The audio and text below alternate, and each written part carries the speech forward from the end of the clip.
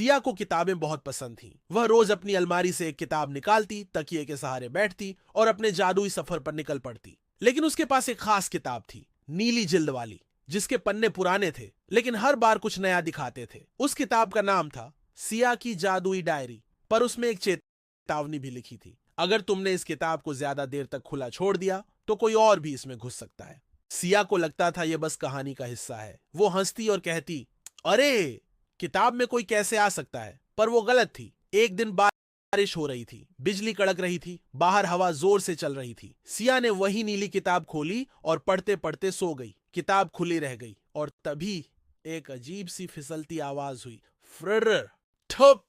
सिया की आंख खुली। कमरे में कोई नहीं था, लेकिन किताब के पन्नों पर कुछ अजीब लिखा था।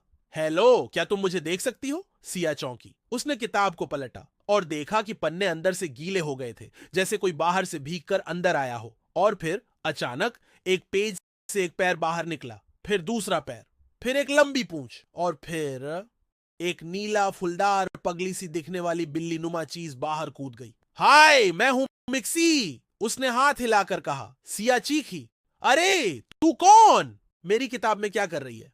अरे मैं तो वहीं रहती हूं, पर तुम्हारी किताब खुली रह गई थी तो सोचा जरा बाहर की दुनिया देख लूं, मिक्सी बोली। नहीं, वापस जाओ, ये मेरी किताब है।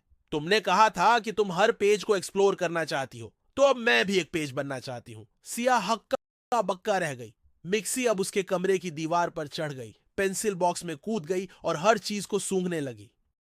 फिर बोली, तुम्हारी दुनिया बहुत सीधी है, सब कुछ एक लाइन में। चलो अब मेरी दुनिया चलते हैं। तुम्हारी?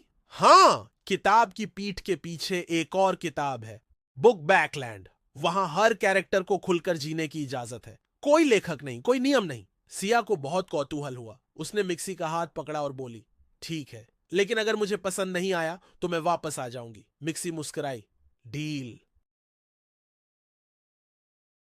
और दोनों कूद गए सीधे किताब के पिछले पन्ने में बने गोल छेद में। सिया की आंखें चकाचौंध हो गईं। चारों तरफ रंग बिरंगी रेखाएं, उड़ते अक्षर, बोलते विराम चिन्ह और गाते हुए पेज। वेलकम टू बुक बैकलैंड, आवाज आई। वहां एक राजा बैठा था जो आधा आ और आधा जेड था। मैं हूं राजा अल्फा ओमेगा, वो बोला। ये कैसी दुनिया है? सिया ने पूछा। यहां सब कुछ उल्टा है। किरदार खुद कहानियां बनाते हैं, लेखक हमसे पूछते हैं। मिक्सी हंसी।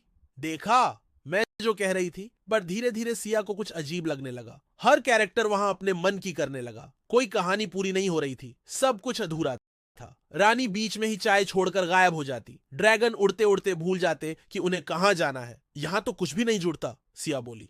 क्योंकि यहां कोई पाठक नहीं है, राजा ने उदासी से कहा। पाठक नहीं मतलब?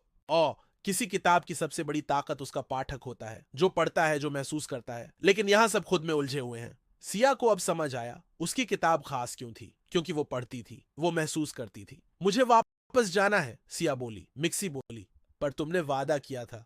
तुम भी चलो मेरे साथ, मेरी किताब में वापस। वहां हम मिलकर नई कहानियां बना सकते हैं, जहां लेखक और किरदार साथ हो।